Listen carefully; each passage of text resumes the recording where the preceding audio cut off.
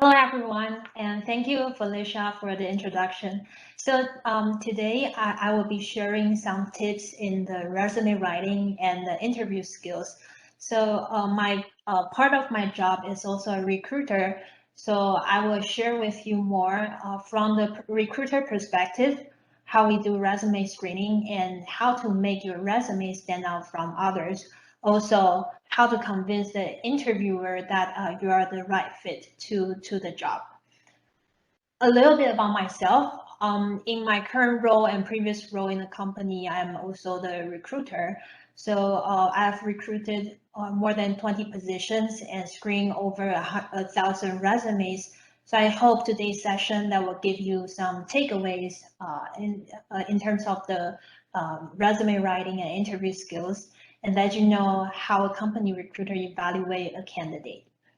So for our first half session, I believe that you will get to know how to properly write your resume.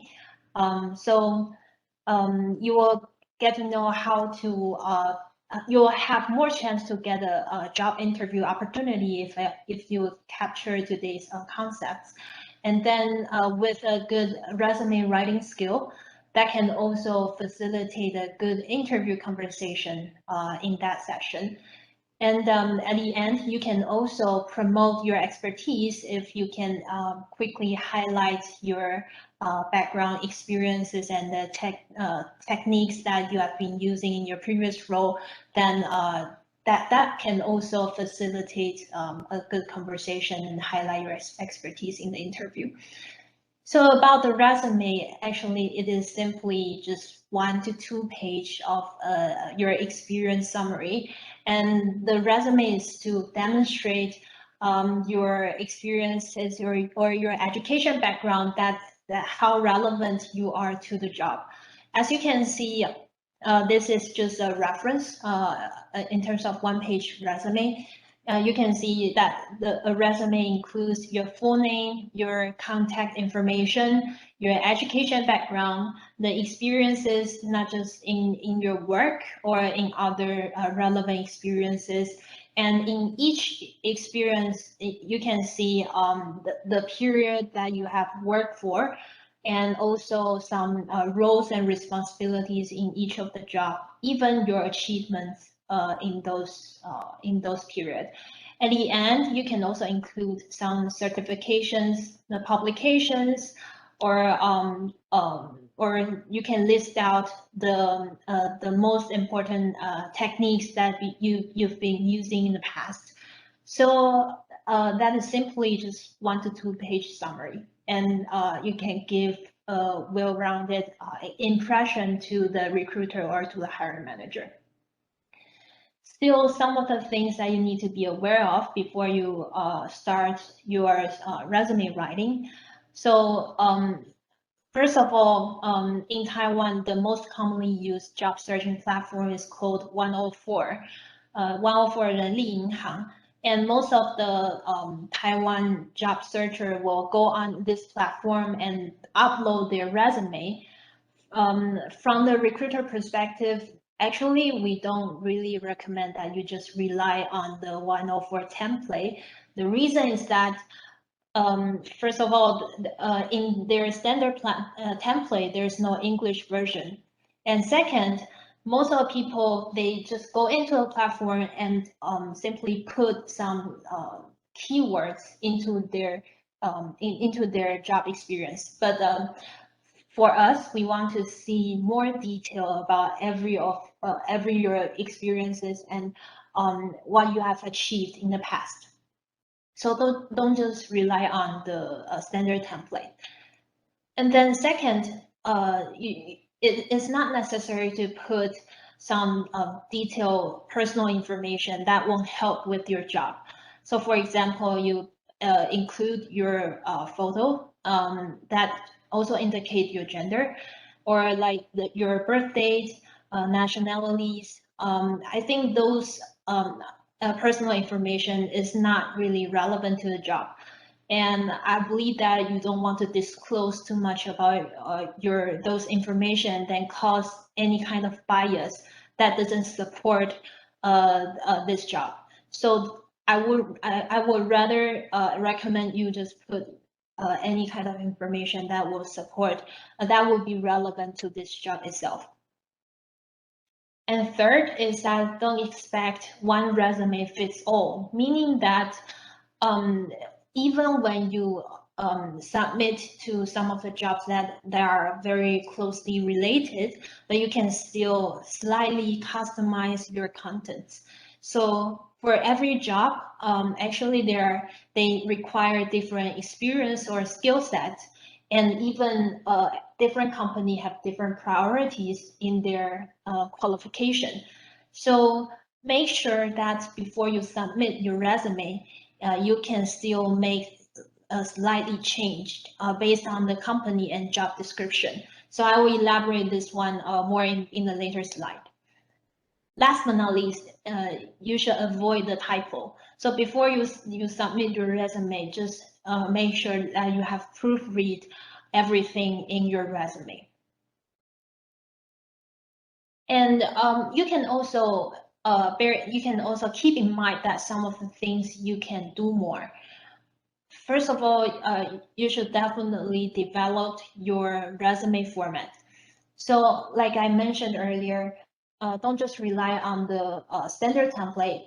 You can create a Word file and then include, you can have your own format and then include all kinds of the information that you want to put into the resume.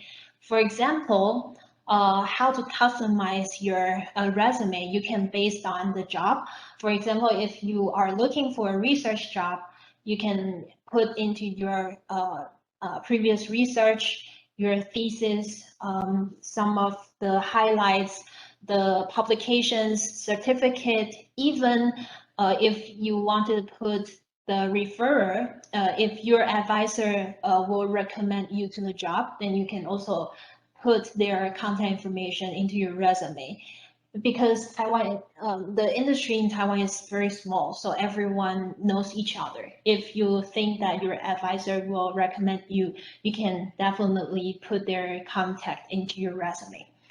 If you're looking for the office operations role, not just about your background work experiences, you can also put into your learning courses the certificates you've got or the language proficiency. And then if you are the foreign worker and you already obtained the work permit or any kind of the permanent role in Taiwan, then you can definitely highlight. That will give lesser effort to the recruiter in the future discussion. And then lastly, you should definitely proofread. You can do it on your own, or you can ask your friends to proofread again. Make sure that there's no typo in your resume. So before you start writing your resume, you should also understand what are the most important elements in your writing.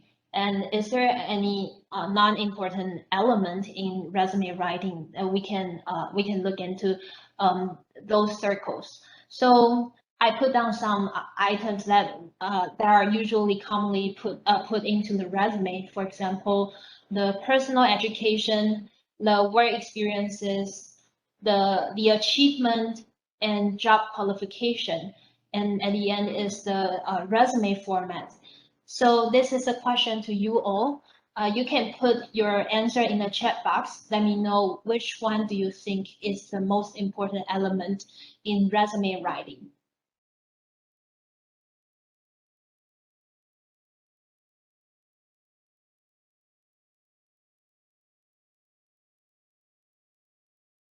So I would like to hear from you guys. You can put your idea in the chat box. Which element do you think is the most important in resume writing?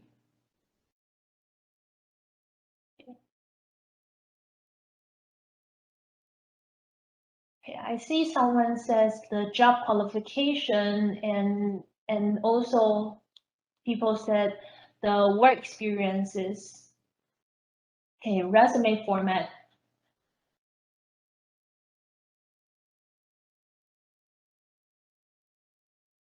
also education. Okay. So I think the answer to this question is quite diverse. So from my perspective, but this might not be the standard answer, but there will be a certain level of priorities in my experience. So I would think that the job qualification will be the most important thing that you need to be aware of before you start off writing. And everything in those circles are equally important, including the education, work experiences, achievement, and even your resume format. So the reason that the job qualification is the most important thing is that from the hiring manager or from the recruiter perspective, we want to see how relevant you are to the job. And from your overall writing and your format, we can see that how detail-oriented you are in developing your profile. So in terms of the time spending in each aspect, I will say that the most of the time that you need to pay attention to is the job qualification. And definitely there are a lot of keywords that you can incorporate into your resume writing. And I will share with you how I extract those keywords and then put into the resume. So the core is definitely the job description and the qualification of the job. And we will mainly focus on the minimum requirement. For sure, there are some preferred requirements, but that is not necessary to the job.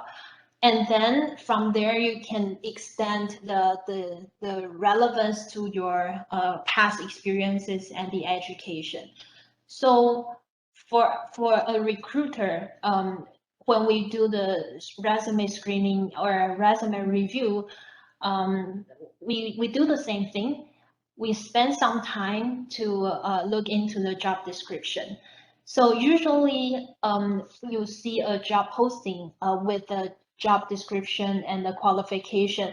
The information usually is provided by the hiring manager.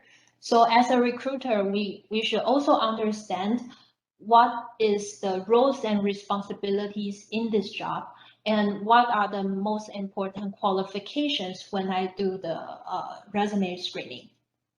So when I see this job description, I will highlight the keywords in this job. For example, in the position summary, as you can see, the job is about the cell biology, and this is a drug discovery.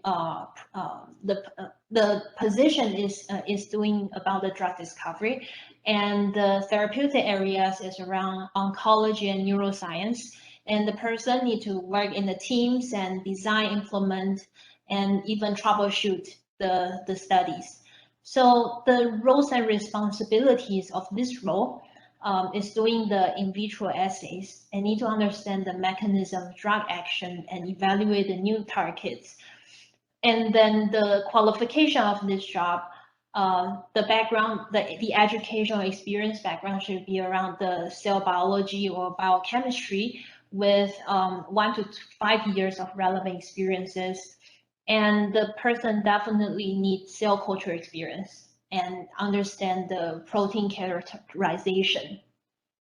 In terms of the characteristic, the person needs to be detail-oriented, able to communicate and present data, and person need to be self-motivated. And the last thing is the preferred qualification that if the person have some relevant experiences in gene editing, informatics, or programming, those are preferred. So based on those informations, the highlights, then when I look into each applicant's resume, then I will see how relevant the person to the job. So this is an example, a person's resume. So I will do a quick screening and see if this person meets the minimum qualification. And is there any preferred qualification that have been indicated in this resume? So we can look into this resume template, I will say that this guy has quite professional resume writing skill, because you can see very clear sections. The first part is definitely their personal information and contact information, and then you can see the profile and overall summary of this person's background experiences. And also, because this is a entry-level job, so we will more focus on the technical skill. So you can see the bullet points there. So for me, I can easily identify those if those technical skills are relevant to this job. And then the work experiences are also very simply put it there. In each period, I can see in this job what are the roles and responsibilities and some of the personal achievements there as well. So for me, when I do the screening, I will go into the keywords in the resume.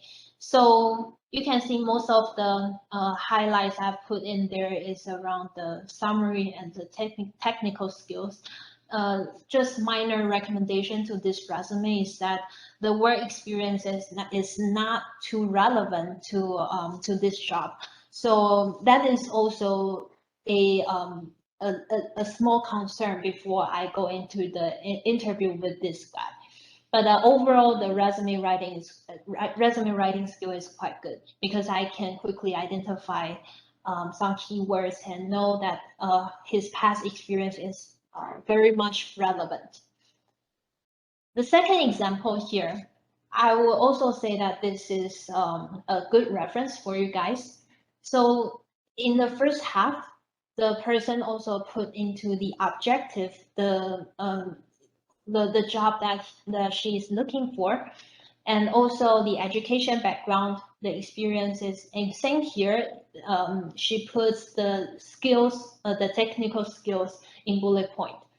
So as you can see, in her past experience and the skill sets, very much relevant to this job.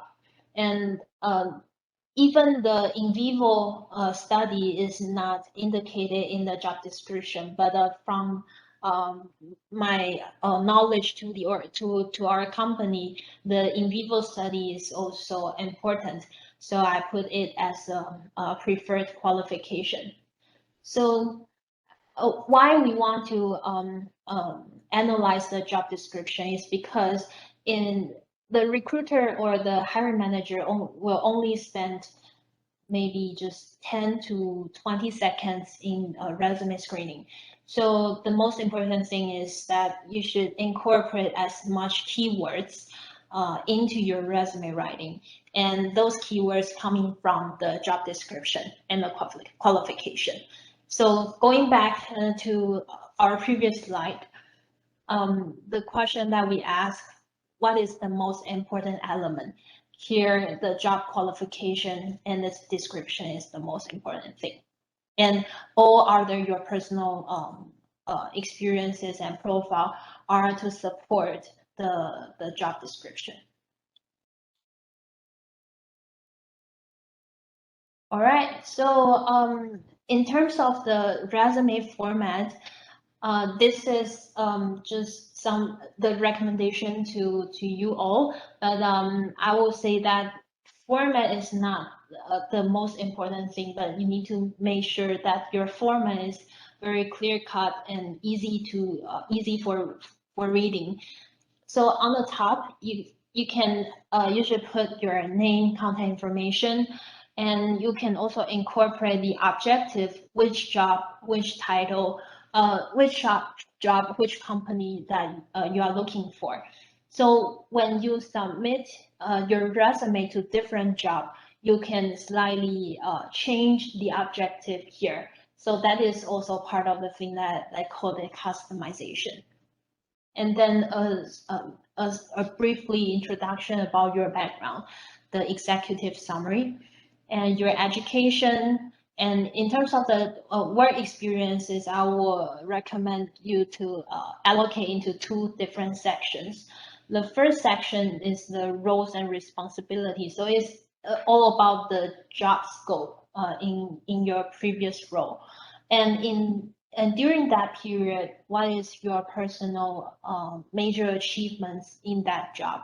So I can easily understand that, oh, your responsibilities is like this, and you have achieved maybe it within your role or even beyond the role. So from there, I can understand your motivation in your personal achievements.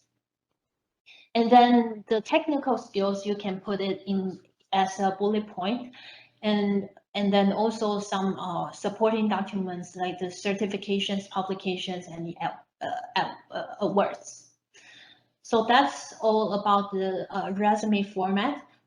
And the last thing is about the cover letter. So usually when you submit your resume, you can go through the 104 platform, or you will go on to the company website. And in the company website, there's a submission portal. So usually in the submission portal, there will be a blank box that you can put into, you can type in some words. And this is an example about a candidate. He wants to apply for a certain role in my company. And this is the cover letter, the first introduction in the email letter. I think that this is also a good example. Here you can see in the first paragraph, I know that the person wants to apply for this role called DMPK, and the role is to do the ADM, EMPK, PK activities, and he briefly highlighted his past experience. So basically, the past experience is very much relevant. And then go into the second half, he puts into 6 points, and you can see that every point I have highlighted those keywords, they are very much relevant to the position that we are looking for. And then at the end, the person just give conclusion and also leave the contact information. So for me, those information will give me a full picture that this person's past experience is highly relevant to this job. So I will go into the resume and look the detail. So that is the purpose of writing the cover letter. So after the first half session, your next step, you can firstly work on the job description analysis and then list out the keywords, the same thing that I did in the previous slide. And then you can spend some time to work on your resume and try to incorporate the keywords. So if maybe you are looking for 3 to 5 job opportunities, then every job opportunity will have different keywords. Then you should customize your resume each one by one, and so your resume will definitely be slightly different. And then finally, you should finalize your format and then proofread. You can do it by your own and even ask your people beside you to proofread for you. And as a recruiter, sometimes we will also be asked from the candidates of some questions. For example, does it make any difference if resume is submitted by 104 or by company website? So from my personal opinion or experience, I would think every recruiter will have different behavior. So for me, I will go into 2 channels. I will check 104 and I will also check company website. But for maybe some larger sized companies, the recruiter, because there are so many applicants coming in every day, so they will just focus on a specific platform.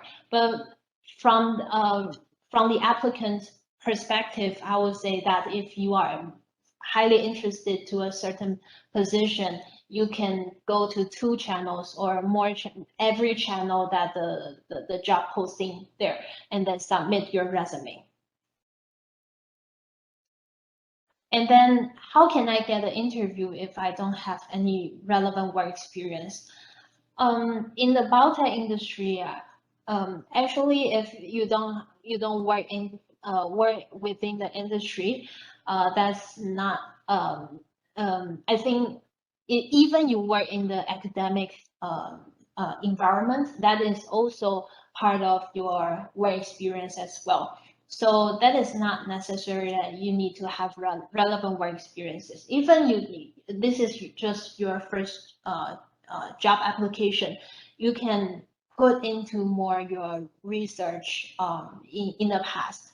And if you come from the departments that is relevant to this job, that is also relevant to the job opportunity.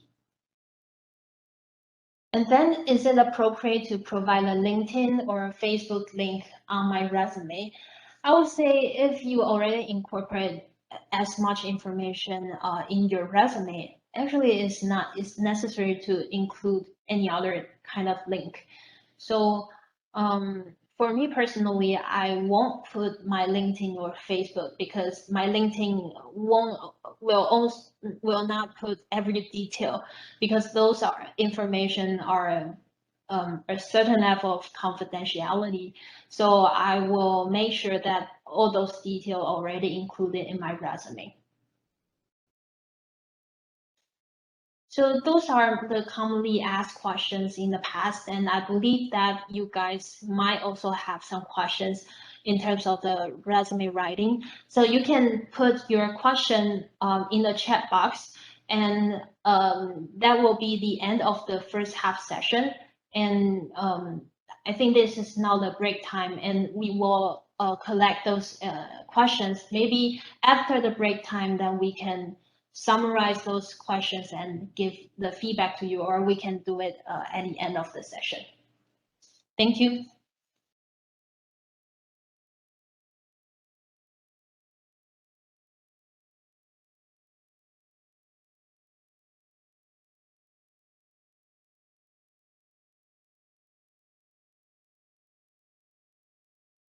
Thank you, Wendy.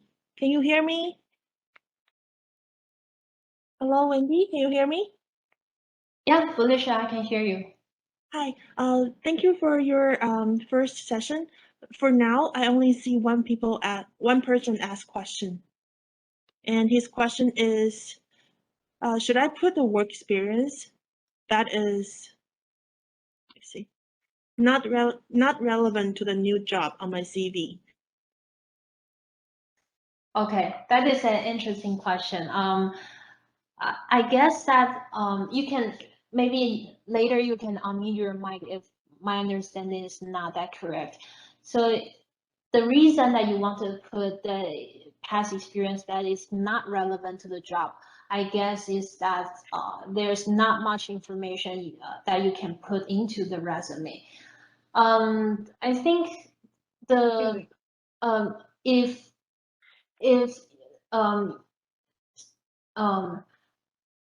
if the resume is only about half of the page, that is quite okay, because for the fresh graduate, that is reasonable that you don't have much experience yet. But if the experience, for example, is from the club or from your extracurricular activities, and that can demonstrate your potential leadership and the communication skill, definitely I would recommend that you can put into your resume. So it depends on what you want to demonstrate in your profile. Okay. Thank you, Wendy. We have a second question. Can you tell us what is the difference between CV and resume? Okay, for us, we call it CV or resume. Actually, two things are the same.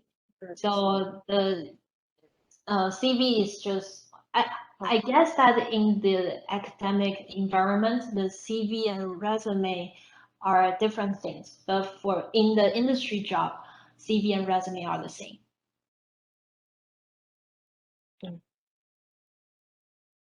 Okay, thank you, Wendy. The next question is, can we put PhD duration as one of the experience? Yes, definitely. Like I mentioned earlier, the PhD duration is part of your research studies. So those past experience are very much important.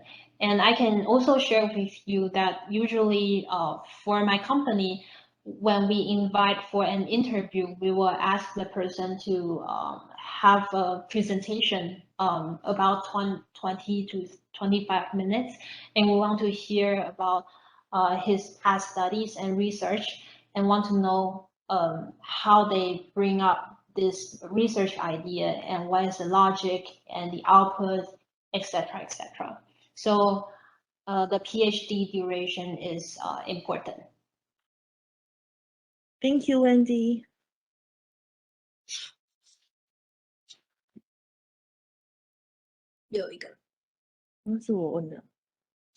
Okay, so there is a question from our student. Do you have any page limit for cover letter?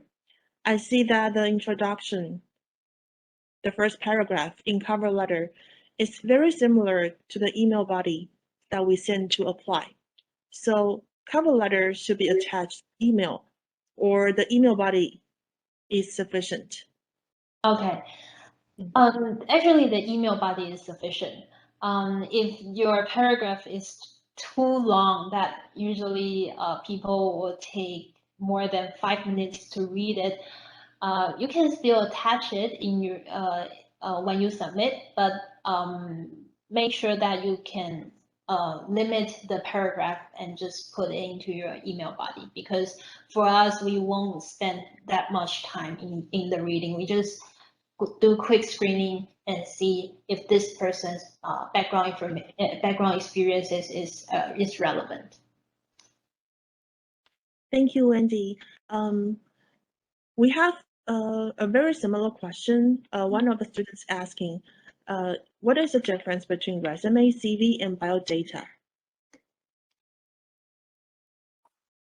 Biodata. Oh, okay. So the biodata, I guess, is the publication ID, I guess. Is my understanding correct?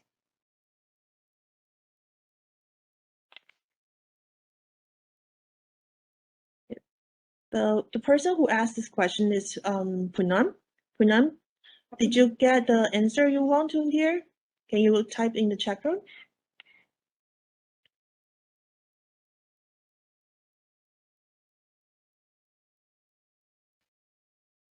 I would like to clarify what's the bio ID?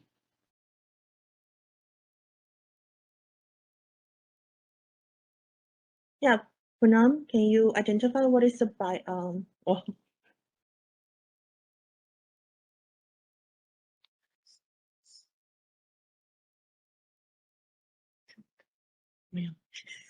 Biodata.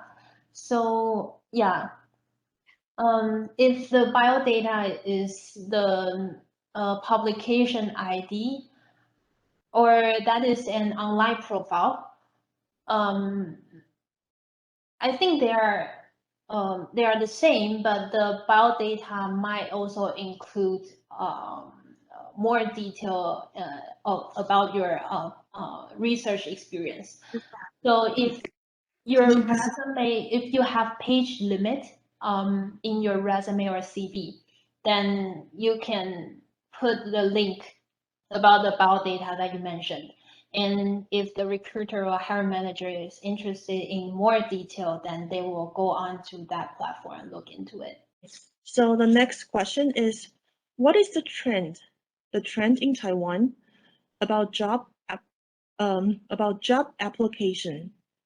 Should I attach my educational certificate and my work experience certificate along with the resume? in a particular application. Okay. So when you submit the resume, we will believe that your education is the correct information. So we won't necessarily need you to provide a certificate. However, at the end of the recruitment process, we will still ask you to provide a soft copy about your education certificate. And about the work experience certificate, we will usually want you to provide employment record that is provided from your previous employer, which mention from when to when in this period that you have worked in this company in which role, as a record. So at the beginning, we will just ask for 1 to 2 page summary of your resume. And at the end, if we decide to hire you, we will ask you to provide the education certificate, the employment letter provided by the previous employer, and also some simple stuff that we need for onboarding. Okay, thank you, Wendy. And our next question, the student wants to clarify, is it better to indicate your work permit in the CV if you have the permit? You can simply mention it in your email body, or put into your cover letter, or even you can just express that information in the interview. So in the resume, yeah, I think that is not necessary to put in the resume, but you can put into the email body. Thank you, Wendy. The next question is, well, this one is sent to us in private, okay? The question is, do you have any page limit for CV? Because I heard some human resources managers said they just want to read one page CV. They don't have much time. So is it better to have just one page CV? Yeah, the best way is to limit the paragraph within 1 page. But I also understand that for some applicants, they have longer work experiences. So in that case, you can extend into 2nd page, or if you have autobiography that you think that is also important, then that will extend the paragraph, then you can also put into it. But for our screening, if we have limited time, then we will just look the first and if longer than to the 2nd page. Thank you, Wendy. Do we still have time? We have several questions that just come up. Sure, we still have time. Okay. PhD work can be diverse and not directly applicable to the job profile in industry. So, for example, would the job training render the experience irrelevant? And if yes, how should I refine my approach? This question is from Jatwani. Okay, if your PhD study is not so relevant to the job, usually we won't invite this person to the interview, usually. But if the person is willing to learn more, and I can also see some courses that the person also take that before, and those courses is relevant to the job, then we will pay a little bit more attention to the resume. And you can also pay more attention to your cover letter because you don't have relevant research in the past, but you have limited knowledge from the course learning, then you can put more of your interest and why you are interested in this role and you are willing to learn more if you have this job. So elaborate more in the cover letter, I would recommend. Thank you, Wendy. Our next question. Sometimes the job description indicates they require several years of working experience or at least 1 year. So in that case, as a freshman, can we apply? Like, can we try to apply, or there's basically no chance? That is a very good question. So for some companies, even though they put a job posting that require more years of work experiences, but if that department just created as they are opening up the new position, usually they will have wider criteria in their candidate selection. They won't really limit it to the senior person. They will also consider the junior person if they have more headcounts. They have more positions in the similar role, but with different seniority. So you can still submit your application, and just by chances, maybe they will also invite you to the interview. So don't just put it aside. You can still try it.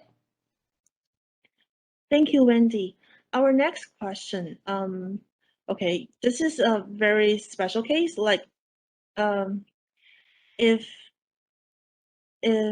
someone happened like having not able to finish the study as a PhD student, and in that case, he or she wants to stop the course here and just go to the industry and look for a job. And is there a better way to like describe or incorporate the PhD information in the CV? Okay. If your PhD study is relevant to the job, then I would still recommend you to put it there. And you can, because you don't have the ending, the time ending for your PhD. So if you have the chance to talk to the recruiter or to a hiring manager or have the interview, they will definitely ask you this question. So why you didn't complete your study? You should find a reason. Probably you want to start earning money, or you have pressure from family or something with a proper reason. Then you should be honest to the interviewer, and then if you have relevant experience, then they will still consider you. So I would say that you should be honest to elaborate to your reason, and just demonstrate that you have relevant capabilities to this job. Thank you, Wendy. And following by another question about CV, how many page should make a CV? So this is a similar one. Yeah, similar question. So recommend you to limit within 1 to 2 pages. Thank you. Another question: if a PhD like degree is not a relevant thing, is not a relevant requirement for this job, should we still mention that we have a PhD in our CV? Right. So if you already obtained your PhD degree, then why not just put into your resume? Because in the job description, they usually just put the minimum requirement, but you get the PhD means that you have more research experiences, more in depth. So you can still put it there. Thank you, Wendy. I agree with you. The last one we see, the last question: what points should be in cover letter in autobiography? Sorry, so in the autobiography, what should be covered? What's the question again? What points should be covered in cover letter and autobiography? Oh, okay. So because you already have your resume, right? In the resume, you put your professional experiences, and then the additional items that you can put in your autobiography or the cover letter is more about your interest, why you want to apply for this job, and what's your personal value in your future career or in your past. You have more paragraph to elaborate such kind of thing or your soft skill. So that is something that cannot be indicated in the resume. But if you already prepared the cover letter and the autobiography, then you can have more time to express those kind of information in your application. Wendy, we still have, after your question, this one, and two more questions came in. The first one is, I don't know how to say this. The student is asking, in your opinion, can we try to seek for a job during our study here in Taiwan? For the one in, well, for the TIGP office, our students cannot work part-time. They have to stay focused on their studies. So this question is kind of like, I don't know. Yeah. So Wendy, would you like to say something? Right. So yeah, that depends on the job opening. Is that a part-time job or a full-time job? And I guess the person is asking about the full-time job. If you are looking for a full-time job and you are still in the study period, you can still talk to the recruiter or hiring manager, keep the good relationship. And in the interview, they will still discuss with you when would you possibly get on board at your earliest timing. So it will depend on both parties if they are urgent to fill the position, then probably you will just miss this opportunity. But if they can wait for you and they also think that you are strong in this position, then they can wait for you until you finish the study. So I also had such kind of situation before. So usually we can wait for a person to be on board for longer, like 3 to 5 months maximum. But if you still have 1 year, even longer to complete your study, then I guess that it is not the best timing for you to look for the job. And if you are, if already have planned to finish your study within 6 months after, then definitely that timing you can start to have the conversation with the company. Thank you so much, Wendy, for the clarification.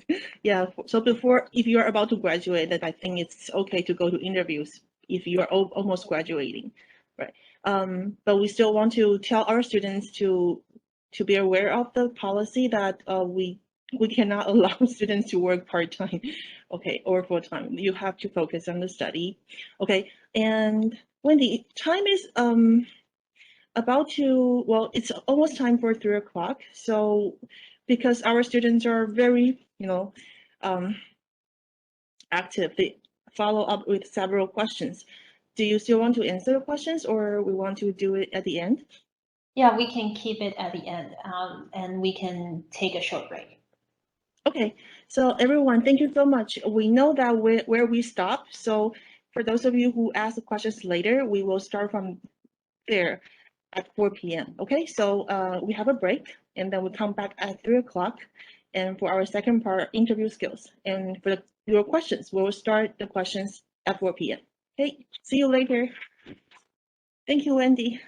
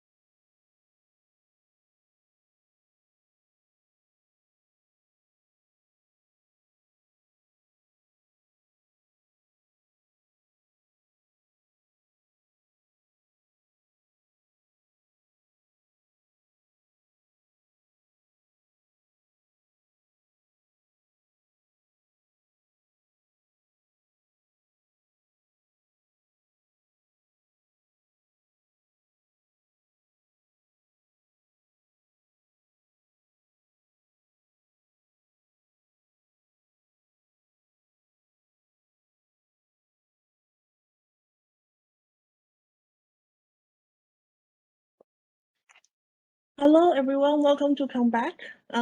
So if you have any questions after our second session, like interview skills, the Q&A session will start at 4 p.m.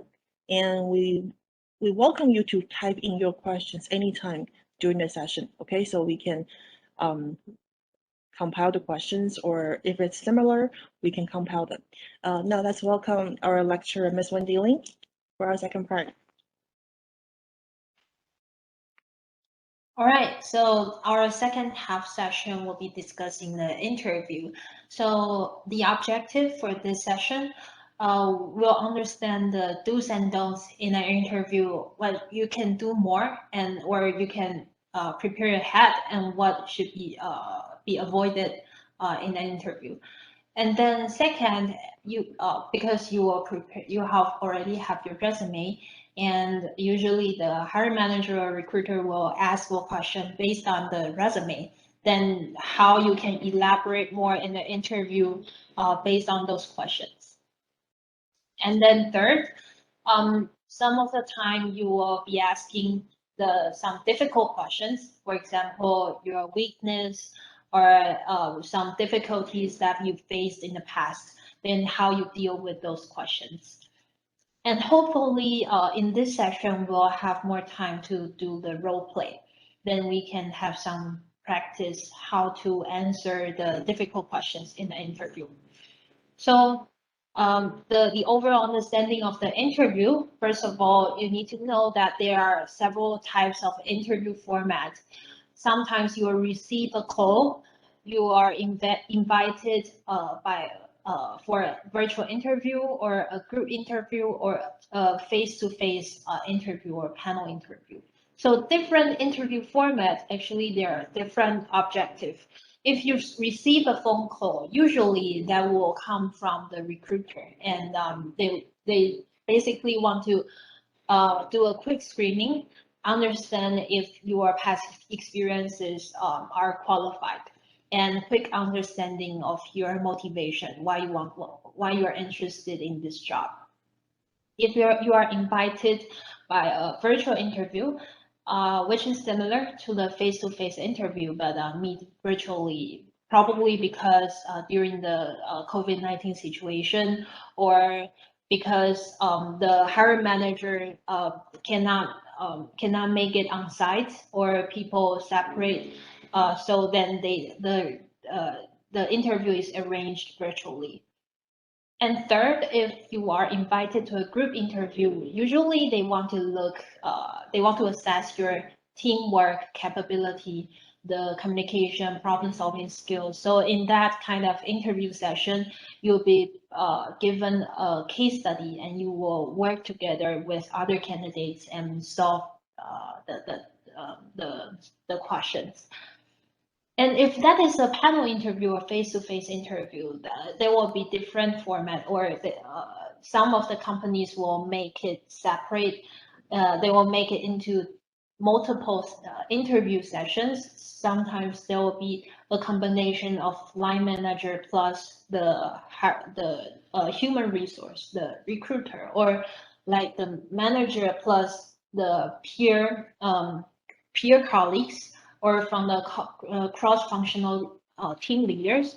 So by this kind of interview format, they want to see you in 360 degrees. They will evaluate you from the technical skills, your teamwork, your motivation, leadership potential, your problem-solving skill, and even the salary expectation.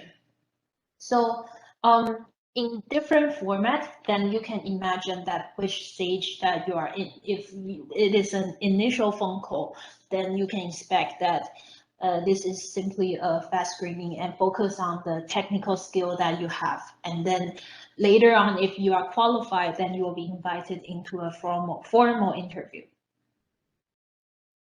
So the interview panel, as you can see, you might talk to the hiring manager, the human resource, the peer colleague, the cross-functional leader, and there are different elements that they will focus on. So for example, the technical skill, your motivation, your critical thinking, problem-solving skill, the work in team capabilities, the personal value and leadership quality. So I put into the circle, so means that as a hiring manager, the hiring manager will evaluate the candidate into different priorities, but there are two priorities in darker color, means that actually they even though they ask a lot of questions, but their priority will put on the two main elements. For the recruiter, also recruiter will look into different elements, and but the main priorities will be around two kinds of elements. And for the peer colleague, they will look into simpler elements, only two of them. And for cross-functional leader, also just two elements. So we can see what are the elements that different roles will have different considerations. So for hiring manager, they will focus on the technical skill, your critical thinking, problem-solving skill, and your teamwork capabilities. Because the hiring manager will work with you day to day. So the hiring manager needs to understand if your hard skill and the soft skill are already there. For a recruiter, mainly they will look at your motivation and your teamwork capability. They will more focus on the behavior wise, because we understand that the technical skills can be improved on the job, but behavior wise, usually the person's behavior is not easy to be changed. So we will avoid that if the motivation is not what we want, or the teamwork, the soft skills is very much limited, then we will look more on the behavior side.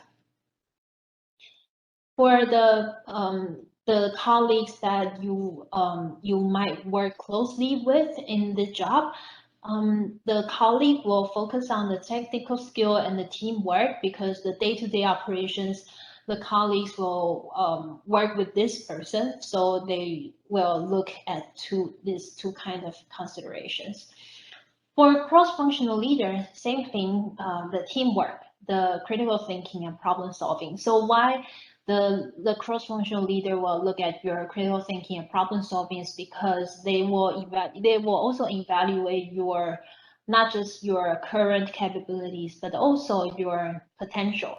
So sort of helping the hiring manager to evaluate how much potential this person obtains.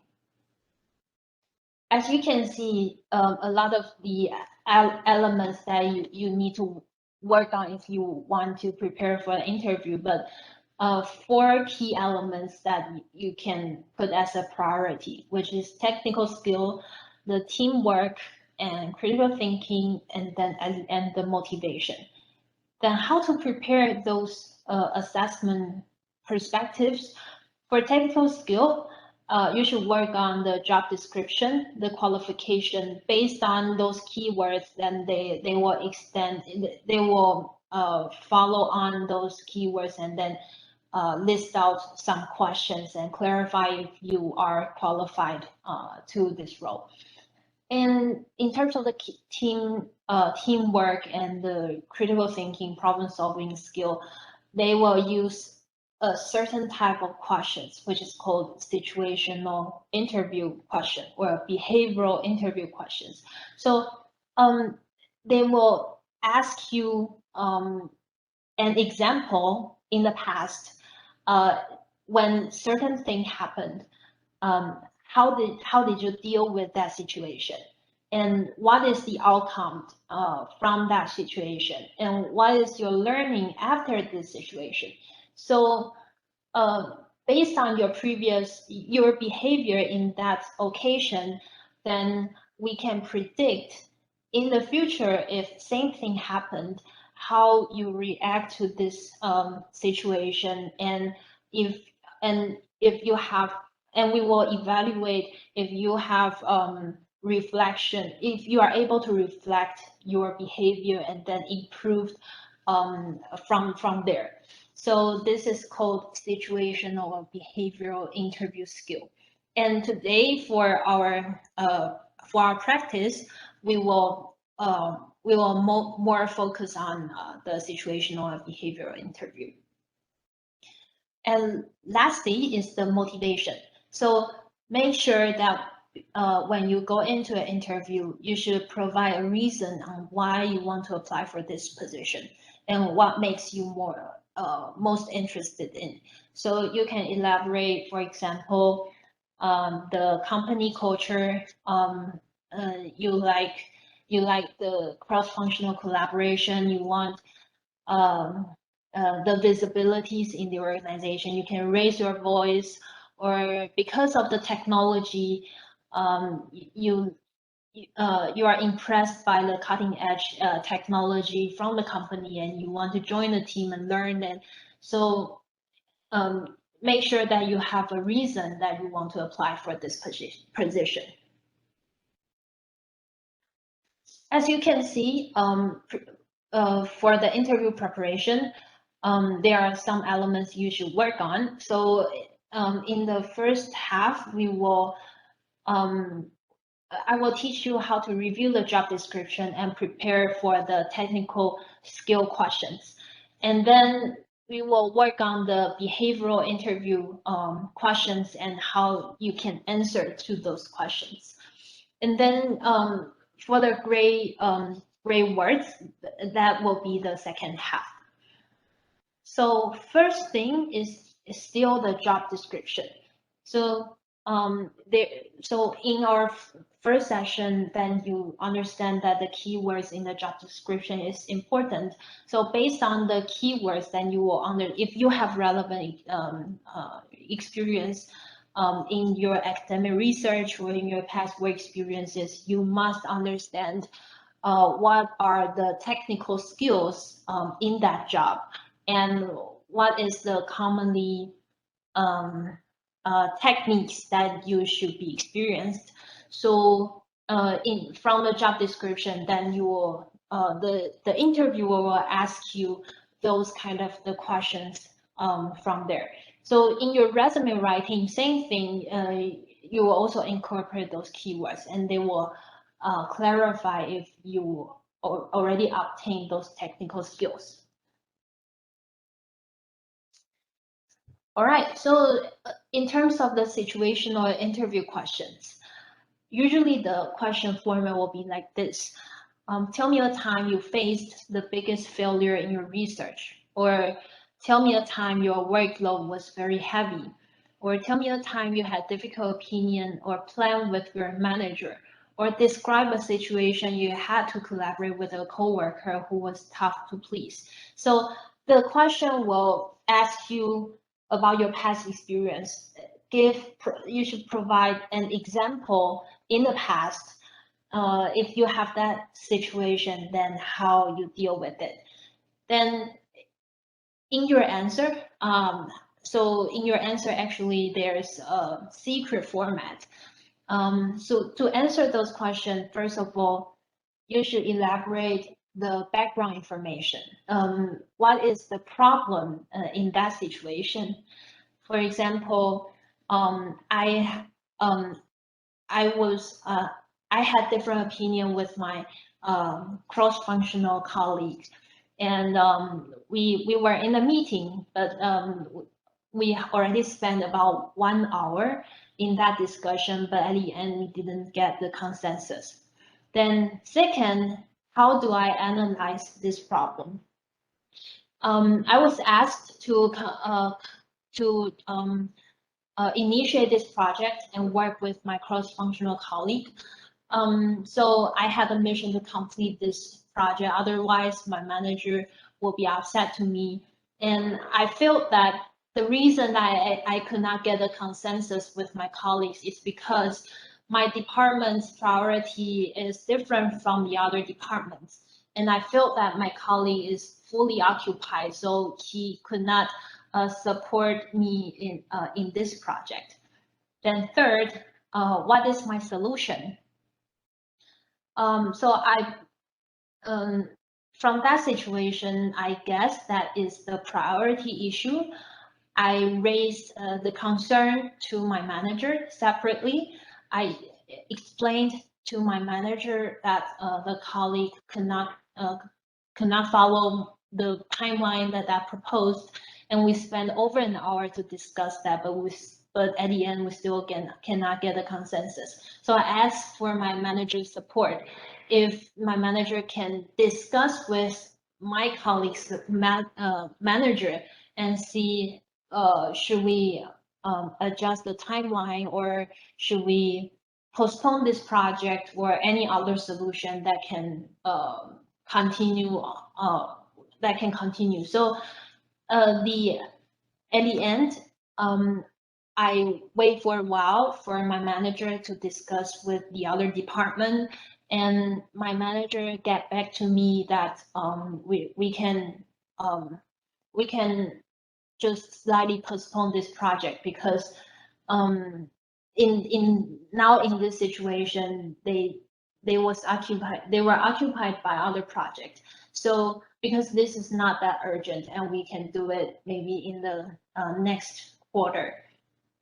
And my reflection to this case, how to improve my work experience in the future. If same thing happened, I felt that the action that I just pushed this communication to my manager, I felt this is not the best way. If I had a second chance, then I would I would listen to my colleagues and know that what is the real concern, and what is the possibility for my colleague to focus on this project. And probably before I go to my manager, I have a potential solution and just get his consensus.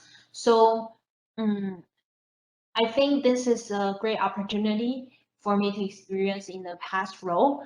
And in the future, I think I need to improve my the teamwork capabilities, and listen to other opinions more, and try to solve this kind of communication issues by my own.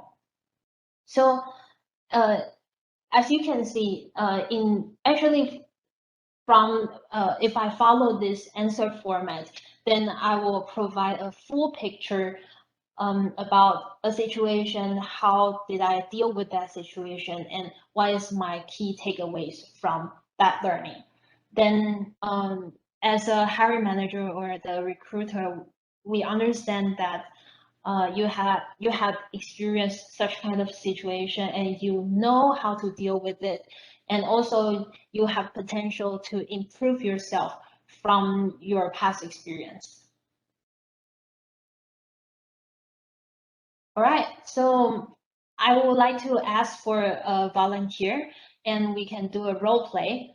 So this time I will demonstrate again to answer this question, and I just need a volunteer to ask me this question. So if you are interested in this activity, then you can also put it into the chat box and let me know that you want to participate this role play. We just need one volunteer.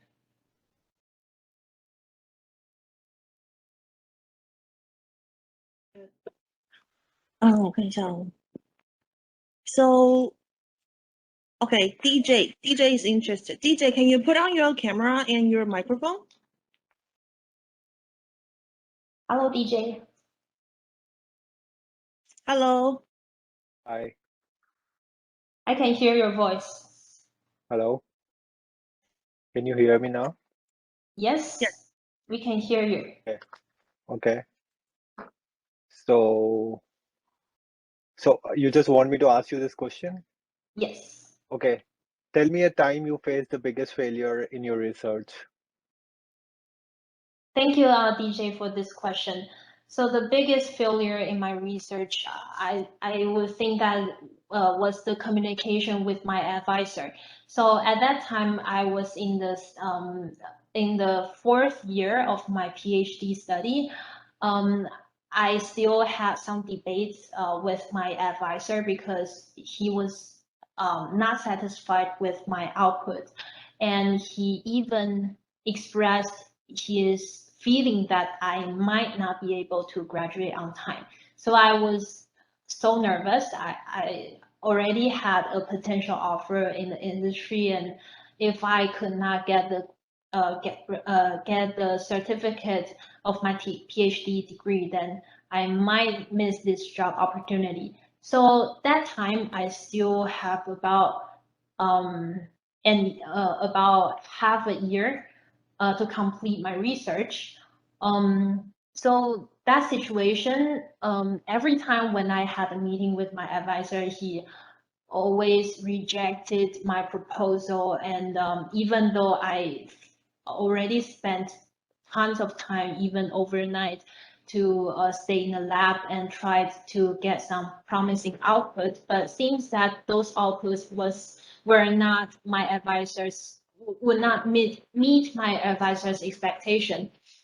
So in that situation, I tried in a different way. This time, when I went into the meeting room, I prepared my full plan for the next 2 months about why do I brought a proposal. What are the experiments I want to do, and what would be the expected output from that experiment? What is the result, and what is my timeline? So I had about more than 2 hours discussing with my advisor, and this time I decided not just jump right into my proposal. I choose to have more in-depth consensus, the discussion with my advisor. And once I get his support, then I will start work on it. So luckily, after about 3 months after, my advisor approved my thesis, and I successfully went through the oral defense, and then he just offered me the graduation certificate. And at the end, my advisor just give me some advice, saying that next time if you were in the industry, make sure that you can have pre-discussion with your manager rather than just do it on your own, because sometimes you don't have enough judgment in the study. Then they can provide you more direction. And I feel that this advice is quite helpful. And next time, if I have the second chance, or if I worked in the industry, I would follow this idea. I would still have my ideas at the first hand, but I will get the support from my manager first before I spend time studying it. So this is a very good experience, and luckily I didn't make big mistake in my PhD study. Thank you. Thank you, DJ. Okay, So nice, yeah, thank you. In my example, as you can see, I most of the time I follow this answer format. The problem I face is that my advisor was not satisfied with my study, and I analyze problems because I didn't get his support before I jumped right into the study. And my solution was to have more in-depth discussion beforehand. And the actual result was that my advisor still let me graduate on time. And the reflection will be next time I will spend more time to discuss with my manager and get the alignment and to achieve my performance. So with later on, if we have time, then I will also bring some other questions to you guys if you are willing to participate in the role play, and you can follow this answer format and to answer the question.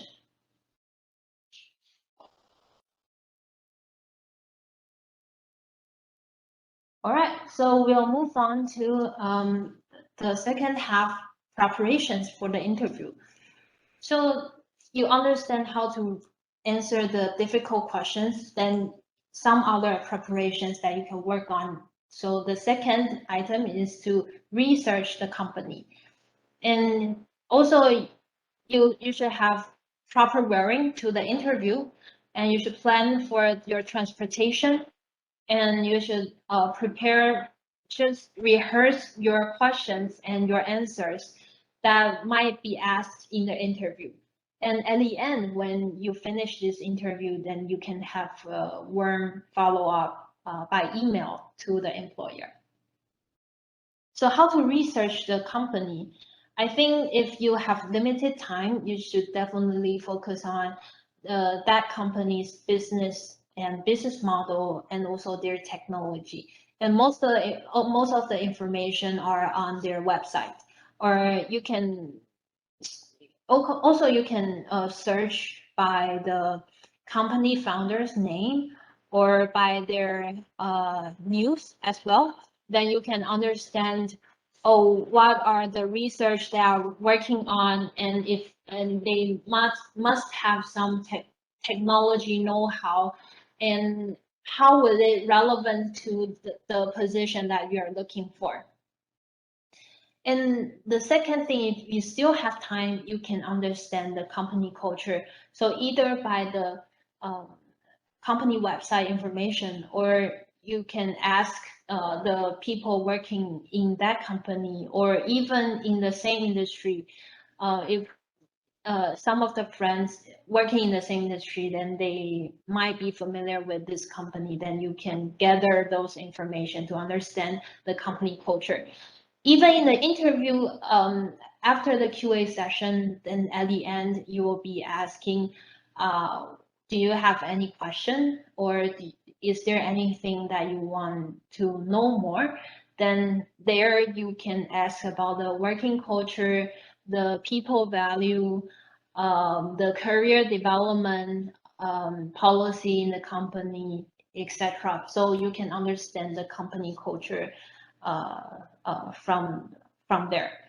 And so I think for you guys, when you do the job searching, you must have some pipelines, a number of companies that you are interested in. So mainly focus on their business, the technology, and also the company culture.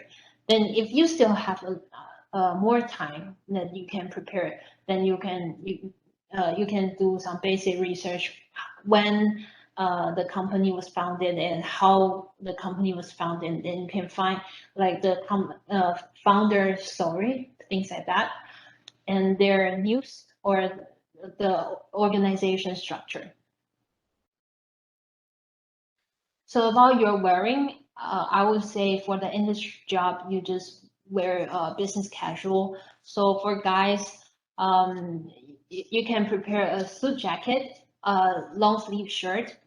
Don't wear a short sleeve, and then the straight pant, and business socks, dress shoes, and for women, still the long sleeve shirt, the pant, and the pump shoes. So you can Google it, business casual, and you will have a lot of reference. So about the transportation is also important. Make sure that you arrive the venue 5 to 10 minutes before the event. And sometimes you can wait at the lobby or in their meeting room.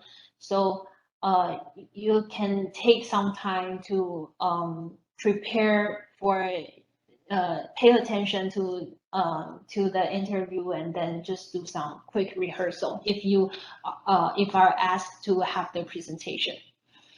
And prepare for alternative transportation plan. So if you consider to take MRT or maybe the bus, then also you can consider to take the taxi. So, and you can also bring the hard copies of your resume or CV.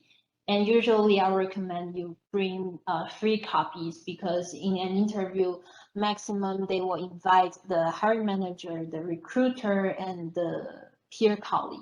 So you can bring 3 copies maximum. And bring your notebook and pen. So during the interview, they will introduce you the company and the job responsibilities. Then to demonstrate that you are you pay attention to their saying, then you can put some notes on your notebook. And if you need to do the presentation, so for your laptop, you should bring also your charger and adapter and the USB with the presentation file. In case if your laptop cannot project in the meeting room, then you can still borrow their laptop and use your USB with file. And face masks for sure. So because now during the pandemic, then they you cannot see their face and they cannot see your face, but we should keep the social distance for sure. All right, so at the end of the interview session, then you will be asked any question you want to raise or you want to know more about. So some recommendations to you guys. You can ask, what's your expectation to this role, or how do you evaluate this position of its performance? So from there, we will imagine that you want to be the high performer if you have the chance to get a job, or like what's your standard of being high performer, or what's the working culture in the team. Then you can get to know if this working culture fits your personality, if the teamwork is recommended in this organization, or what's the career development opportunity in the company, because the job that you're looking for probably not just within 1 to 2 years of career. You want to look for more long-term development within the company. And how likely do you think I will pass the interview? I believe that this question is a little bit tricky, but this is a chance for you to evaluate if you are qualified to this job. Or another way to ask this question is that what are the considerations or the expectation to this role, and how likely do you think that I can get the second chance interview, things like that. So you will get to know how much chance that you can pass the interview with this question. So after the interview, I would highly recommend you to send a follow-up email to the employer, to the contact person. So a thank you email will be like this: show your gratitude to get this opportunity and hope to get the feedback when they have the conclusion. And so you can keep a good relationship with the employer, and by following up, then the recruiter will also know that you are highly interested in this job. So for you guys, before you enter the interview, then you can work on those things, review the job description, understand what are the technical skills that you need to be capable of, and the situational interview questions, and prepare with your answers, and then make more practices. Ask for feedback, And even you have more time, you can collect the information from friends or from the connections in the company or in the industry. What is the company culture and what is the business priorities in this company, etc., etc. Then when you go on the interview, then you will bring more questions or the conversation with the interviewer. All right, so also some commonly asked questions. I care about the salary, but the HR or the hiring manager didn't ask me in the interview. So if you had that kind of the situation, I would still recommend you to keep the question on your own, because usually if they think that you are qualified and you are the potential candidates, at the end of the interview, for a recruiter, they will ask you your salary expectation or your current salary. So if they didn't ask you this question, normally they haven't completed the full interview session, or they think that you are not so qualified to this job. So so if you still care about the salary, you can ask the question like, what is the salary structure in this company, and when do you expect it that we will finish this recruitment, the interview process? Then you will get to know when is the good time to ask for the salary.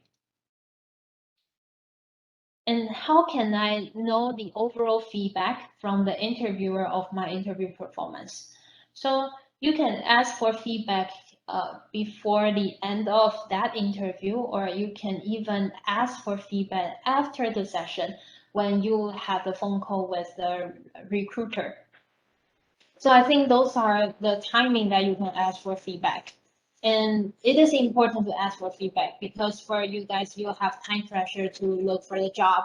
And if you don't have proper feedback, then you will waste some time to wait for the response.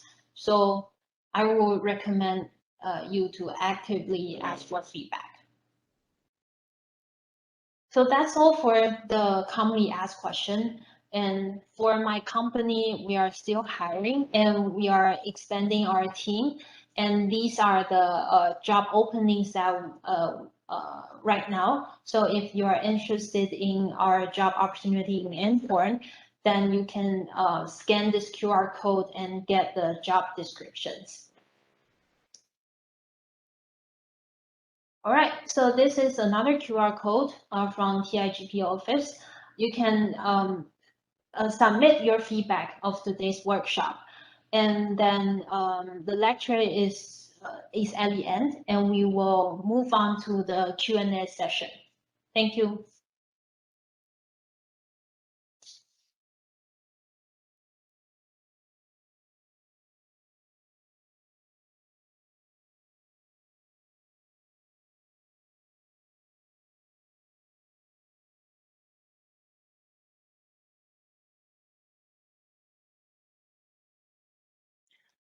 Hello. Oh, thank you so much, Wendy, for your presentation. I think that we learned a lot, and some of the questions are actually related to this session. And then, okay, let's go back to where we stopped.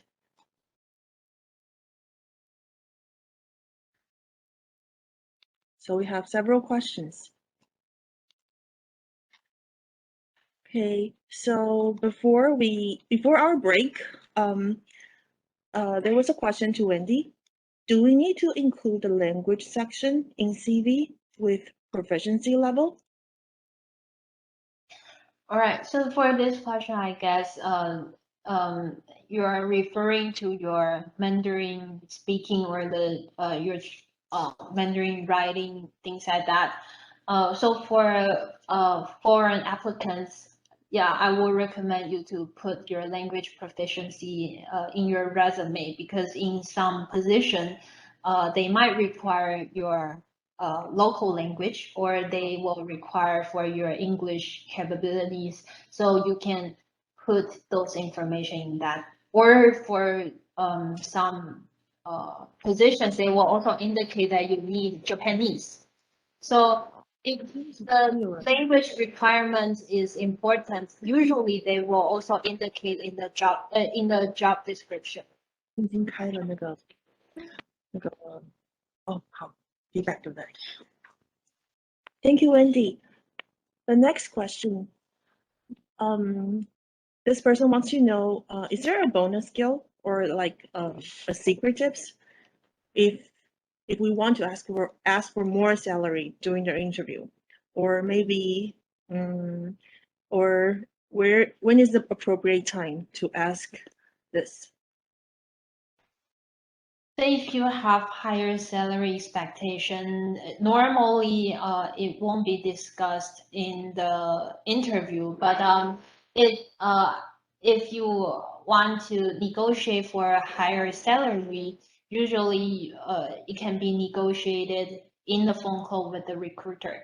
So when they decide you as the final candidate and they want to propose a salary proposal, then at that time you can express your expectation and the salary range that you might possibly accept that offer. Then they will consider it and bring it into consideration in their salary proposal. Thank you, Wendy. The next question, if the minimum job qualification is master's degree for this job, and someone with a PhD degree, can we apply for it? If we do so, does the company think that this is appropriate, or they will just think us overqualified for this position? So from the applicant perspective, even the minimum requirement is the master's degree, I still recommend you to apply for this position if you are interested in, because if you obtain the PhD degree, the job can be slightly rearranged with higher expectation if you get a PhD. So I think that kind of thing can be discussed in the interview, and if they think that you're really qualified and you have very good work attitude, they will still express their interest. In some rare cases, probably they just look for entry level and they just require the master's degree. They will still let you know in the interview, even that kind of situation, they won't invite you to the interview, but you can still keep it as a opportunity when you submit your resume. Thank you, Wendy. The next question, if I apply for a job and I have my advisor on my CV, I want to know whether the company will actually contact my advisors referring to the interview. So usually the recruiter will contact the advisor at the situation when I decide that you are the final candidate. And before I contact the advisor, I will get your permission if I can contact that person. Usually the recruiter won't bypass the applicant and bypass the candidate and contact the advisor directly. That's not the common case. So if the company wants to contact, then they will definitely get your permission first. Thank you, Wendy. The next question is also salary related. The question is, when we deal with salary with the company, if we actually asking for a higher salary, will that affect my possibility to be recruited? So like I mentioned earlier, if you have higher salary expectation, I would not recommend you to ask for it in the interview, because during the interview session, that is still sort of the evaluation period and they haven't decided their final candidate. So if the salary expectation is higher, then you can express your opinion in the last part of the recruitment process, which is the salary proposal stage. So that time, the recruiter will let you know that this is the final stage, and they will make sure that you are interested in this job and you want to continue to discuss the salary. Then that moment you can express your expectation. Thank you, Wendy. The next question is asked during the role play. Like Wendy had the role play interaction before, right? You were trying to do the demonstration of the failure experience. So after that, the student asked about this. Is it a positive approach to say I never encounter a failure asked by the recruiter? That is supposed, is that a truth, or should I create anyway in a failure? Like, should I create one to respond?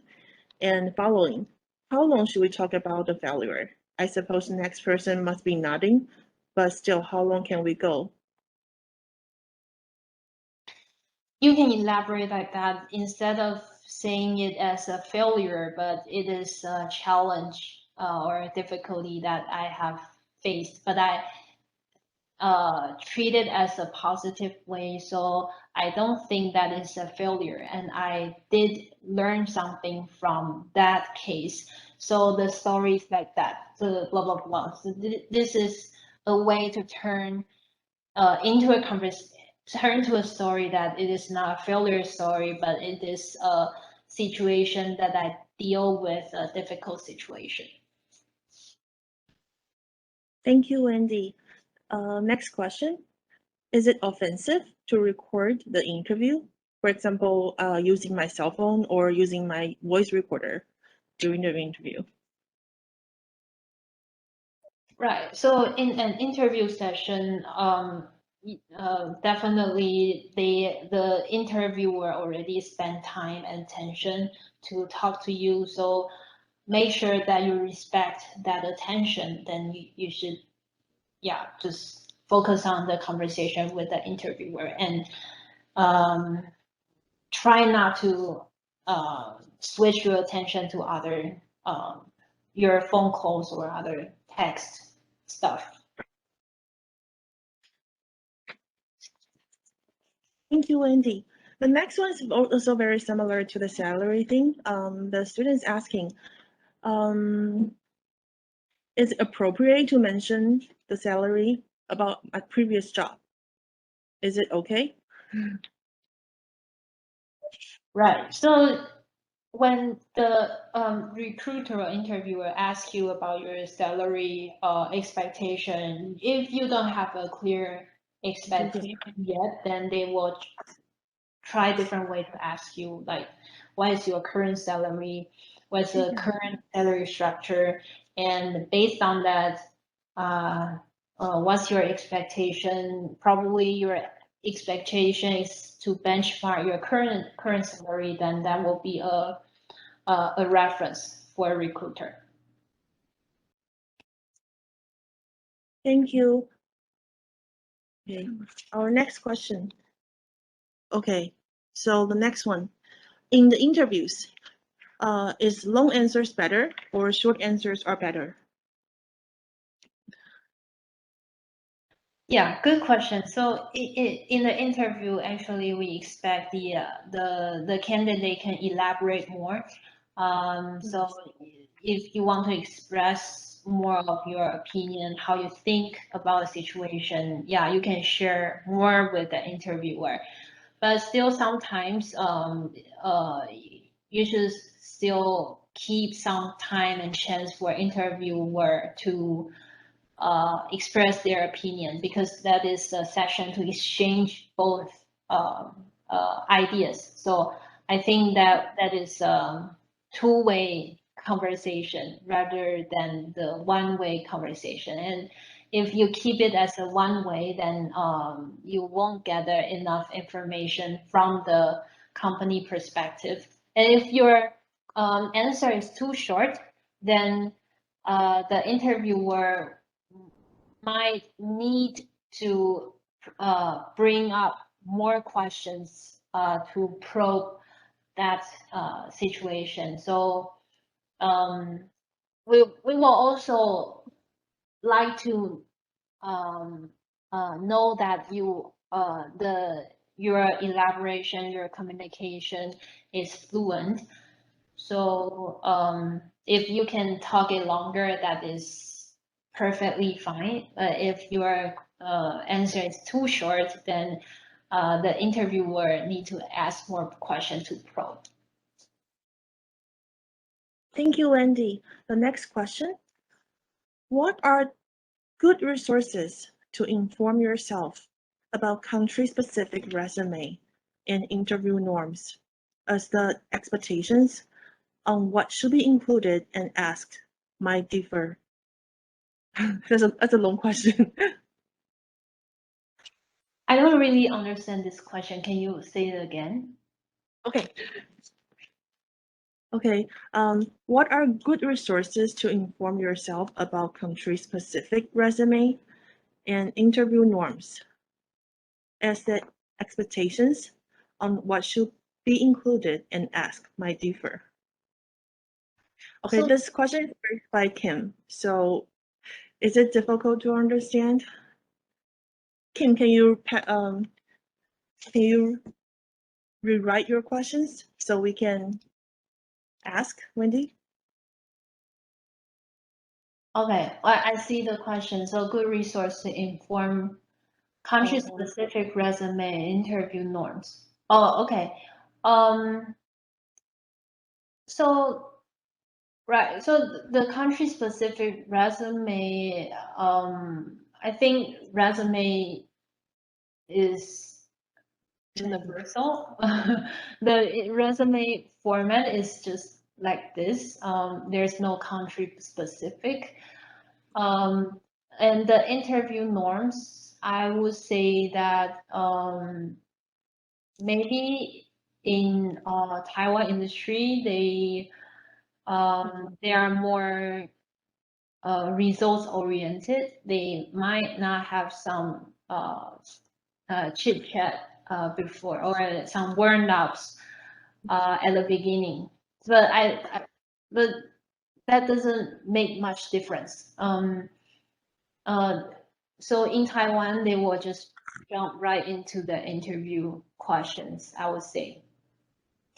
And the timing to ask for salary for in Taiwan norm, for some recruiter, they might not ask this question before the end of the interview, but they will follow up in the next call. So I think that is another norm. So the way to understand the local norms, I think from friends, from your advisor, from TIGP office, and yeah, I think just get more information from people around you.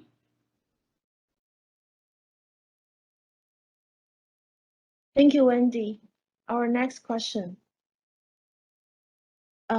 If the human resources manager from a company actually contact the advisor to talk about the student, can we know, like, what possibly do they want to know from the advisor? Right. So usually we, as a recruiter, we contact the advisor. We want to know how diligent did the person in their study period, and how was the communication with the advisor, and what was the role that the person played in the lab, how was the relationship the person with other peers. how much motivation or the driving force from the person in their studies.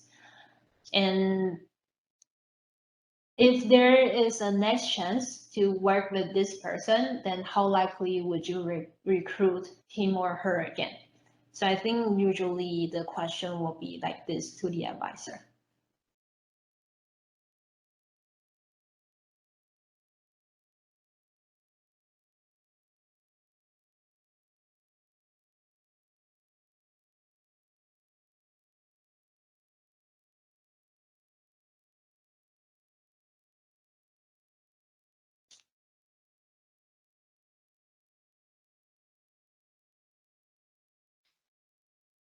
Felicia, did we answer all those questions in the chat box?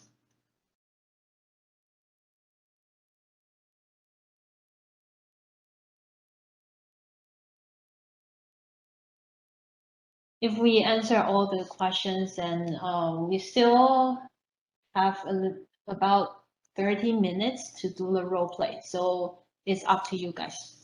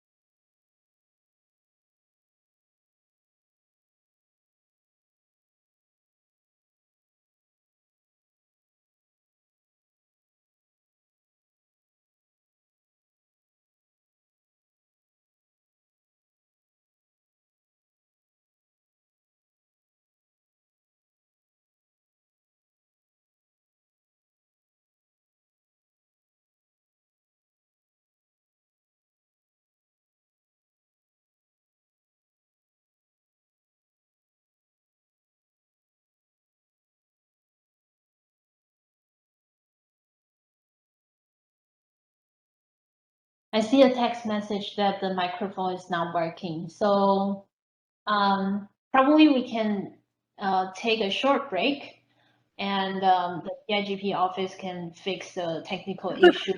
I think we're back. Can you hear us? Yeah, I can hear. Great. No breaks. Yeah, no, we have a technical. All of a sudden, this connection is not working. Okay. Okay. Our next question. If we are being asked about our weakness during the interview, how should we elaborate so we won't be considered like not qualified for this job? Right. So the reason I asked about the weakness, we just need to learn more which part that if we had a chance to hire you and get you on board, which part that we should pay attention to in terms of your technical skill or work behavior. So with this question, you can still express your weakness honestly and you provided an example, but the most important thing is that you've been fully aware about your weakness and you are trying some ways to improve your weakness and minimize the potential risk from the weakness. So you are improving from there. I think that is, you can elaborate more in this part, the improvement, the self-improvement part. Thank you, Wendy. Our next question. Can I say the same details from my resume to initial self-introduction session? Can you let me know your opinion about this? And should I add any other points? Right, you can definitely give some highlights in that already mentioned in your resume, because for the interviewers, they might not have enough time to go through your resume in detail. So you can give highlights, some of the achievements or the roles and the job scope that you had previously, and for them, they can that they can help you to facilitate the discussion moving on. So yeah, even same thing already mentioned in the resume, you can still just give a quick highlight at the beginning in your self-intro. Thank you, Wendy. I think we have another question about salary. Very similar to before. The question is, I would like to ask, how should we respond when we're asked about the salary expectation from the recruiter? Should we give them a range or a specific number of the minimum wage that I can accept? Right. So when you've been asked about the salary expectation, you can, based on your current salary, and ask for an increment by how much percentage, or you can, if you don't have the baseline, then you can provide a range, like minimally you will that will be acceptable for you. Yeah. So yeah, there are different ways to elaborate your expectation. Even without the expectation, you can say that you don't have a real expectation, but the company can propose based on the company policy, and I will take it into consideration. Thank you so much, Wendy. We do not have more questions, so can we wait for like 1 minute if anyone is interested in asking questions? Yeah, sure. And will we continue to the role playing if there is no more question, or yeah, I think we will just jump right into the role play, and we can wait for 1 more minute to see if anyone want to raise a question. Oh, that's great. So for our students, if you have questions, type in the chat room. If you don't have any questions, we will move on to the role play session. Oh, we have a question. Okay, the question is, do companies allow PhDs to learn? In other words, can PhD only apply for the jobs that highly fit in the PhD study? Or in the interview, can we say something like, I want to learn more, some part of the job after joining the company?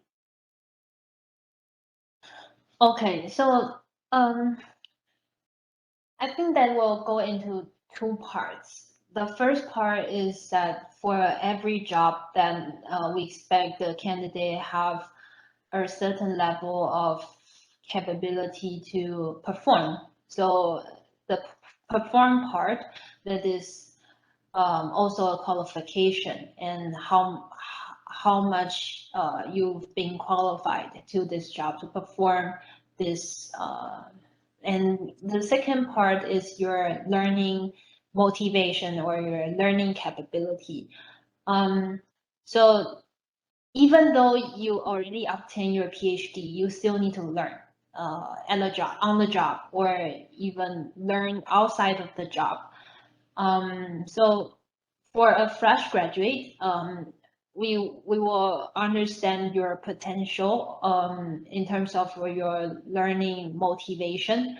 So you can express that you are willing to learn, and you want to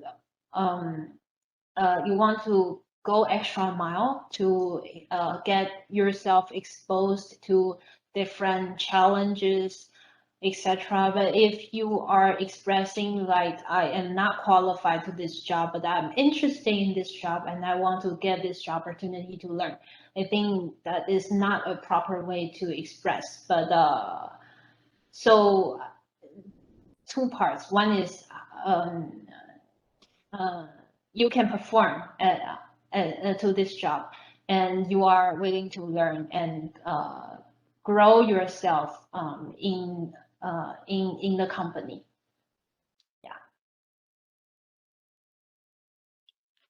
Thank you, Wendy. I think that we don't have other questions.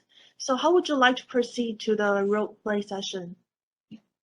So if you are interested in the role play session, you can volunteer in the chat box, and then we can call out their name.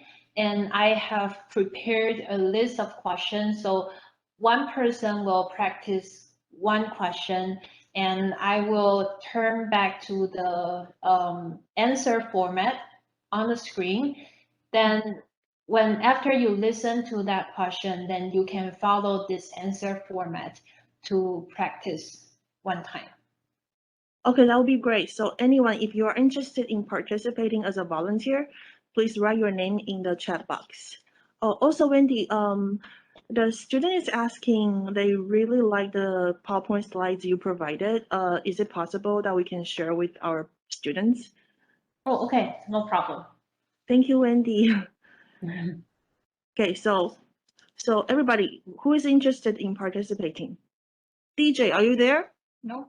Oh, DJ is gone? Okay. Okay, so let me see. Okay, let me see. Okay, if you're interested, please let me know.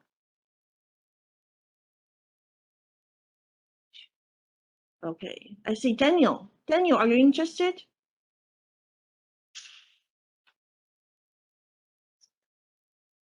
Okay, okay.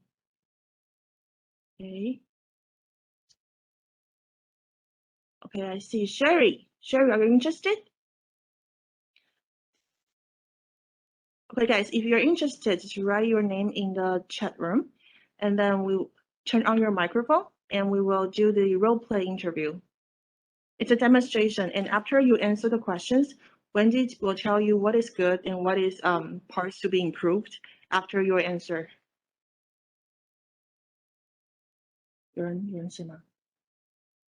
Oh, okay.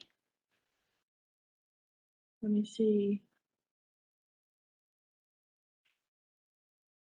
Okay, so Kim, are you interested to do the role play interview? Or Krishna? Or we also have MCB Asha, MCB Melanie. Okay, I'm going through your name list. Okay, MCB Priya, Santos. Guys, this is a great opportunity.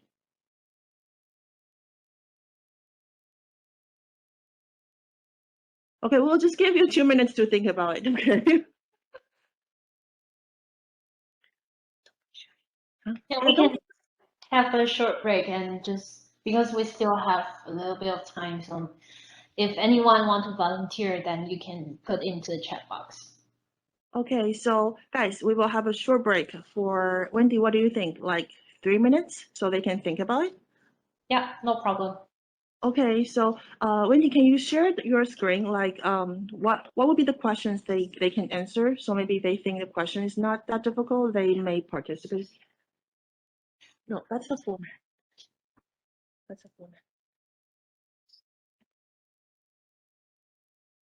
Okay, probably we can start by not this one. But we can start by these 4 questions. So I will limit the question within these 4 options, and then you can prepare for it if you want to practice. Okay. All right, guys. So on your screen, you can see that's the questions you can practice, and we need volunteers. And we will come back in 3 minutes. Thank you, everybody. Thank you, Wendy.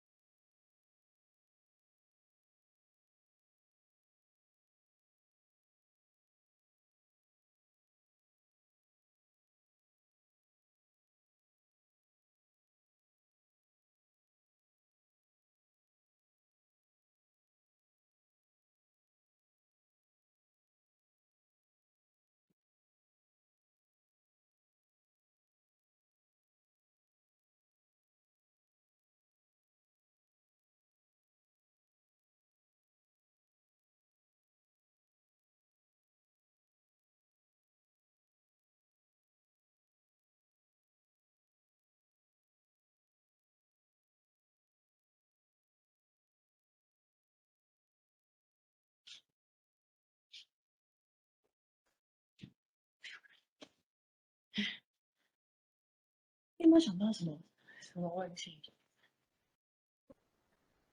对，这个可以，还是我们来提问？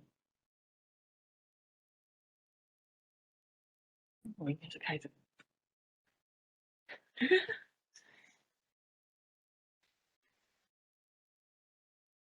一下哦。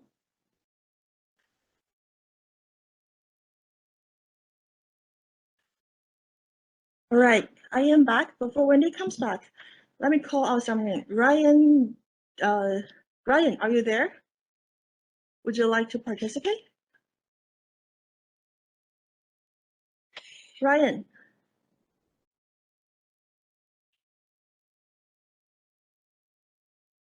Ocean? Okay, how about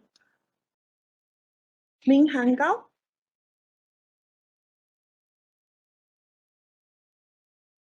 Are you guys there? Maybe they also go to the washroom.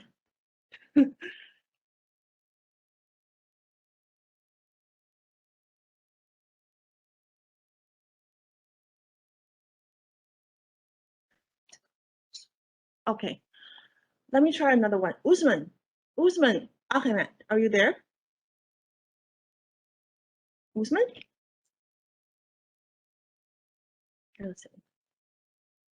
Okay, Usman didn't say anything. Victoria, when? Victoria? And we also have Yosef. We also have Yishen Ho. Guys, if I call your name and you're interested, just let me know.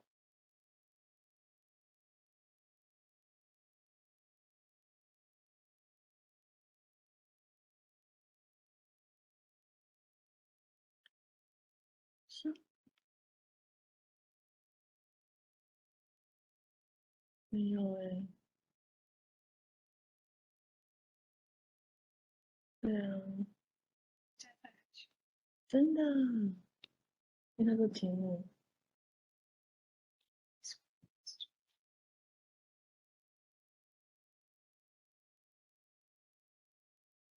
Describe a situation had to collaborate with a coworker.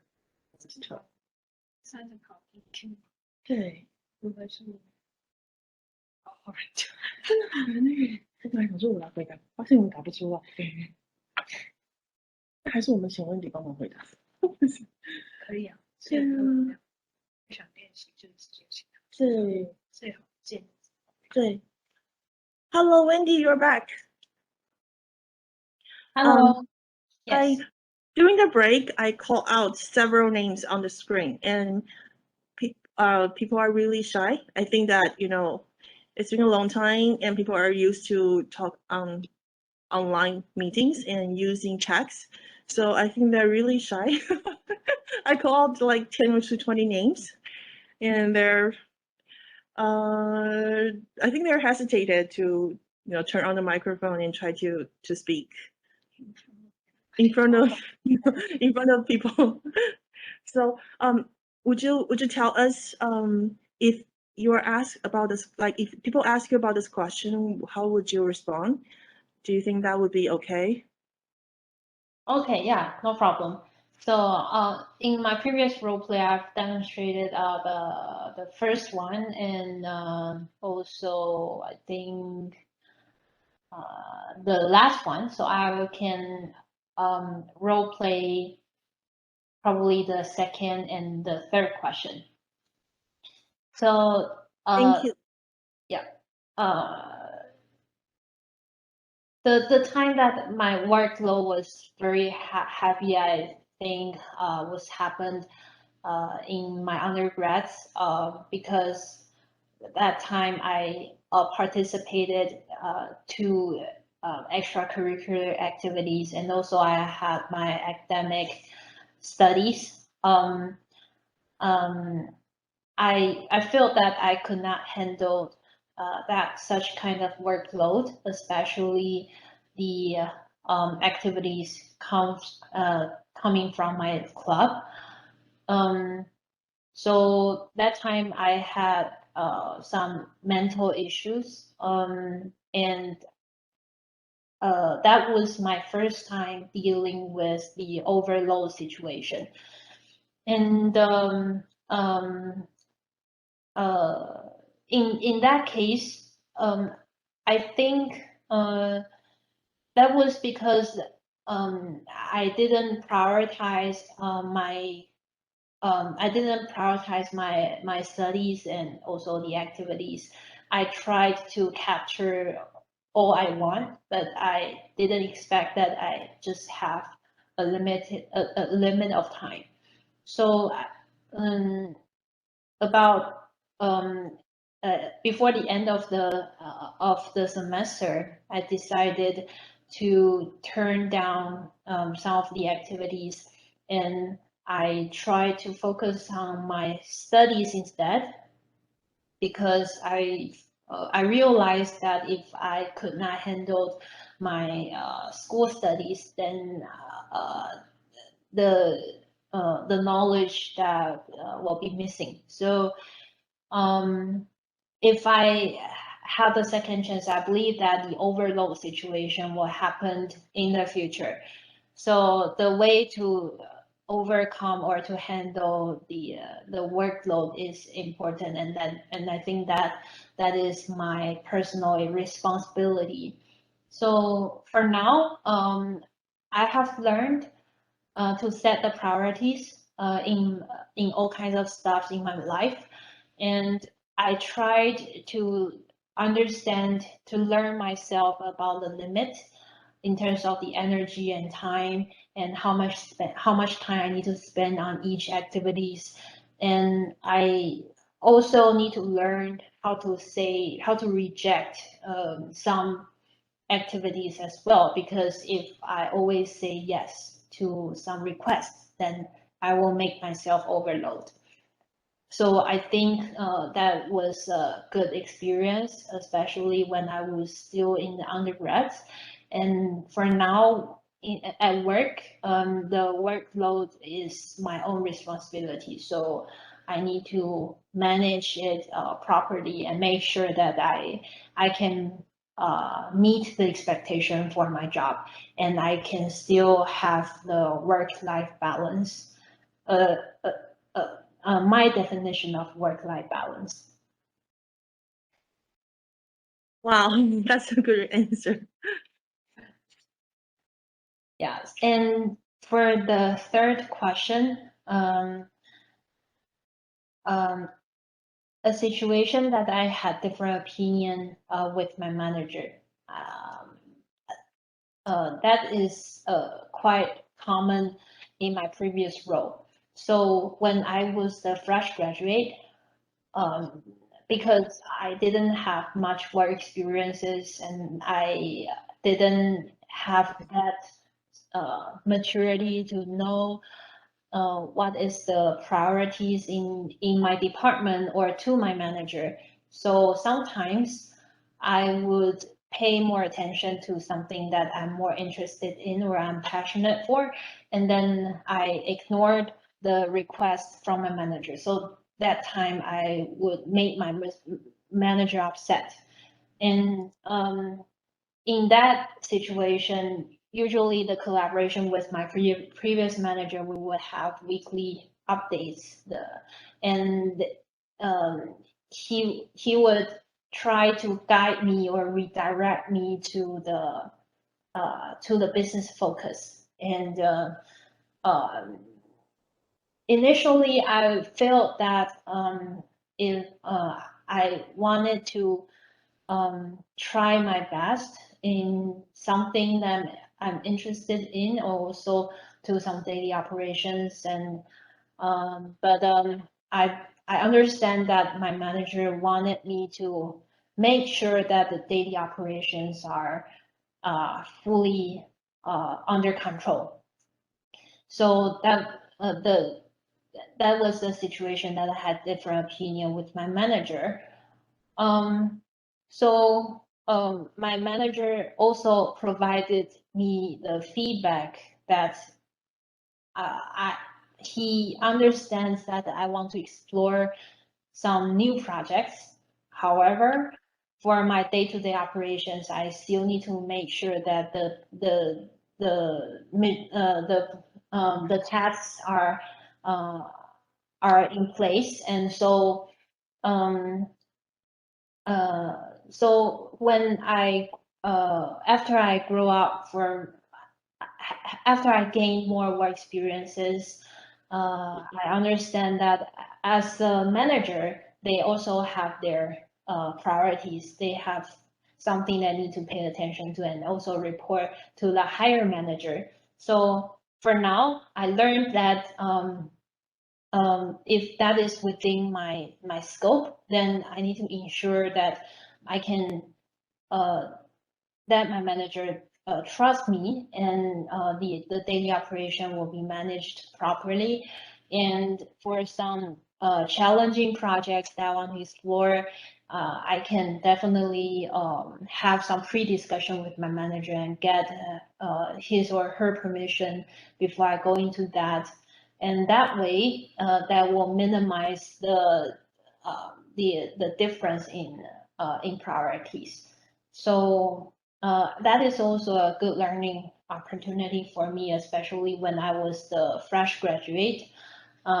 When I grow into even more senior position, then I need to understand how to manage the tasks into different priorities and try to also communicate the priorities down to my team. So I think everyone needs to learn from that. Thank you.